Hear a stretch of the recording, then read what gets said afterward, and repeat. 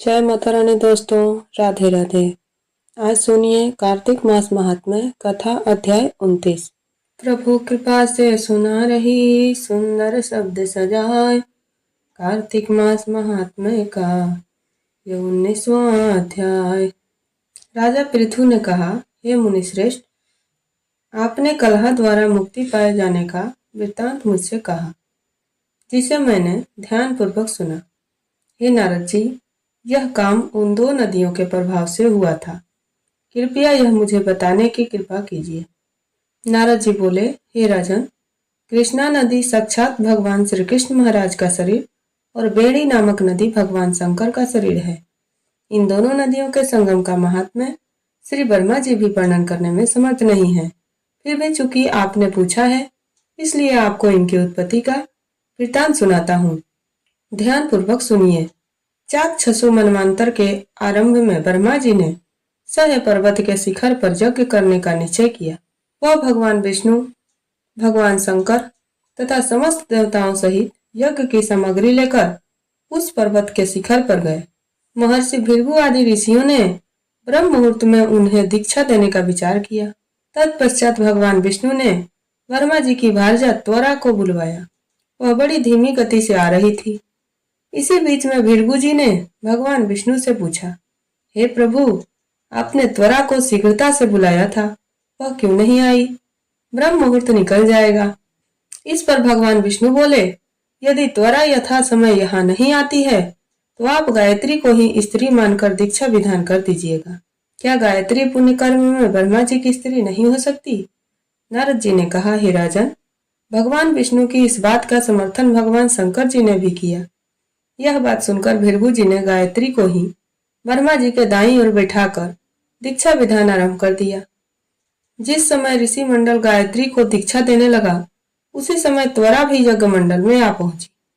वर्मा जी के दाईं ओर गायत्री को बैठा देखकर ईर्ष्या से कुपित होकर त्वरा बोली, जहां अपूज्यों की पूजा और पूज्यों की अप्रतिष्ठा होती है, वहां पर दुर्भिक्ष, मृत्यु तथा भय तीनों अवश्य हुआ करते हैं।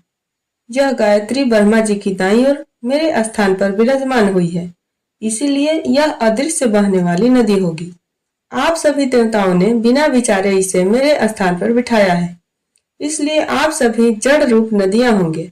नारद जी राजा पृथु से बोले कि हे राजन, इस प्रकार त्वरा के शाप को सुनकर गायत्री क्रोध से आग बबूला होकर अपने होठ चबाने लगी।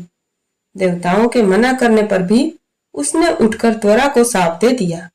गायत्री बोली कि त्वरा, जिस प्रकार ब्रह्मा जी तुम्हारे पति हैं, उसी प्रकार मेरे भी पति हैं। तुमने व्यर्थ ही शाप दे दिया है, इसलिए तुम भी नदी हो जाओ। तब देवताओं में खलबली मच गई। सभी देवता त्वरा को साष्टांग प्रणाम करके बोले, हे देवी, तुमने ब्रह्मा आदि समस्त देवताओं को जो शाप दिया है वह उचित नहीं है, क्योंकि यदि हम सब जड़ रूप नदियां हो जाएंगे तो फिर निश्चय ही यह तीनों लोग नहीं बच पाएंगे। क्योंकि यह शाप तुमने बिना विचार किए दिया है, इसलिए यह शाप तुम वापस ले लो। त्वरा बोली, हे देवगण, आपके द्वारा यज्ञ के आरंभ में गणेश पूजन न किए जाने के कारण ही यह विघ्न उत्पन्न हुआ है। मेरा यह शाप कदापि खाली नहीं जा सकता, इसलिए आप सभी अपने अंगों से जड़ीभूत होकर अवश्य में वह नदियां बनोगे। हम दोनों सौतने भी अपने अपने वंशों पश्चिम में बहने वाली नदियां बनेंगी। नारद जी राजा पृथु से बोले कि हे राजन, त्वरा के यह वचन सुनकर भगवान विष्णु, शंकर आदि सभी देवता अपने अपने अंशों से नदियां बन गए। भगवान विष्णु के अंश से कृष्णा, भगवान शंकर के अंश से वेणी तथा ब्रह्मा जी के अंश से ककुद मौती नामक नदियां उत्पन्न हो गई। समस्त देवताओं ने अपने अंशों को जड़ बनाकर वहीं सह पर्वत पर फेंक दिया। फिर उन लोगों के अंश पृथक पृथक नदियों के रूप में बहने लगे। देवताओं के अंशों से सहस्त्रों की संख्या में पश्चिम की ओर बहने वाली नदियां उत्पन्न हो गई। गायत्री और त्वरा दोनों पश्चिम की ओर बहने वाली नदियां होकर एक साथ बहने लगी। उन दोनों का नाम सावित्री पड़ा। वर्मा जी ने यज्ञ स्थान पर भगवान विष्णु तथा भगवान शंकर की स्थापना की। दोनों देवता महाबल तथा अति बल के नाम से प्रसिद्ध हुए।